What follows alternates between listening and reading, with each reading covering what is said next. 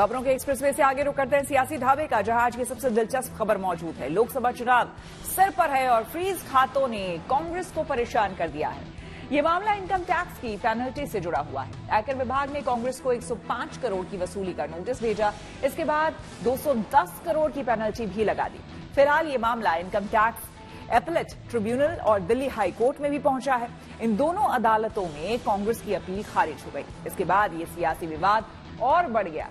अब कांग्रेस ने आरोप लगाया है कि पार्टी का खाता फ्रीज है और पार्टी के पास रेल टिकट के भी पैसे नहीं हैं। कांग्रेस ने क्या आरोप लगाए और बीजेपी ने क्या जवाब दिया, देखिए हमारी इस रिपोर्ट में।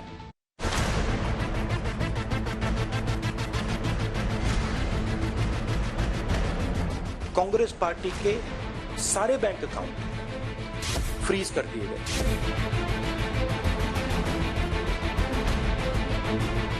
किसी भी संस्था के बैंक अकाउंट फ्रीज करिए, होता क्या है, एकदम खत्म हो जाता है।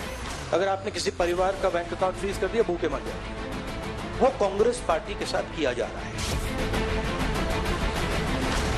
That India is a democracy, this is a lie. There is no democracy in India today.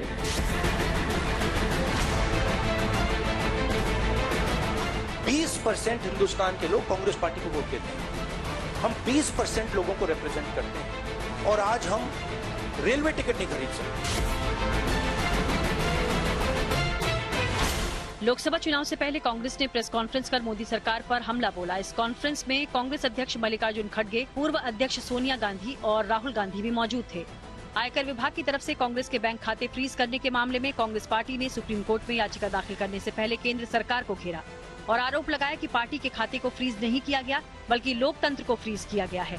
आरोपों के तुरंत बाद बीजेपी ने भी पलटवार किया। 1 महीने पहले कांग्रेस पार्टी के सारे बैंक अकाउंट फ्रीज कर दिए गए। अगर आपने किसी परिवार का बैंक अकाउंट फ्रीज कर दिया, भूखे मर जाते हैं। वो कांग्रेस पार्टी के साथ किया जा रहा है। 1 महीने पहले ये हुआ और किसी संस्था ने, हिंदुस्तान की संस्था ने, किसी कोर्ट ने, किसी इलेक्शन कमीशन ने चूं तक नहीं कहा।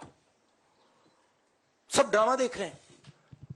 20% हिंदुस्तान के लोग कांग्रेस पार्टी को वोट देते हैं। हम 20% लोगों को रिप्रेजेंट करते हैं। तो यह है हिंदुस्तान का लोकतंत्र। यह क्रिमिनल एक्शन है कांग्रेस पार्टी के खिलाफ और हिंदुस्तान के लोकतंत्र के खिलाफ, और यह क्रिमिनल एक्शन हिंदुस्तान के प्रधानमंत्री कर रहे हैं। राहुल गांधी ने सफेद झूठ क्यों बोला है, यह आज देश को भाजपा के राष्ट्रीय मंच से जाना जरूरी है। हर जगह उनका स्टे रिजेक्ट हुआ, उस पेनाल्टी में अकाउंट फ्रीज हुए, टैक्स नहीं दिया और झूठ बोले हैं। सोनिया गांधी ने आरोप लगाया कि चुनाव के वक्त कांग्रेस को आर्थिक रूप से तोड़ने की कोशिश हो रही है। This issue affects not just the Indian National Congress. It impacts our democracy itself most fundamentally.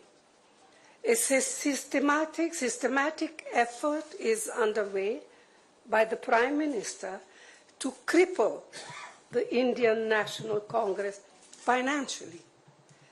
Funds collected from the public are being frozen and money from our accounts is being taken away forcibly.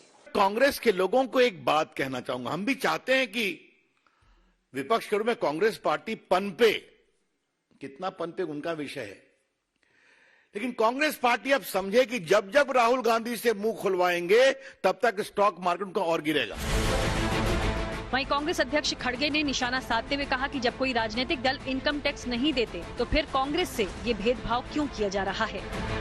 राजनीतिक दल tax नहीं देते, BJP कभी income tax नहीं दी, लेकिन ये लागू सिर्फ कांग्रेस पे हो रहा है। यदि आप हिंदुस्तान के कानून के हिसाब से कोट अनकोट आप डिफॉल्टर हैं, तो you will be treated as a defaulter. ये जो सेंस ऑफ एंटाइटलमेंट है गांधी परिवार की, हम डिफॉल्ट भी करेंगे और डिफॉल्ट करने के पश्चात हमें इस देश के कानून के प्रावधानों को पालन करने से राहत दिया जाएगा।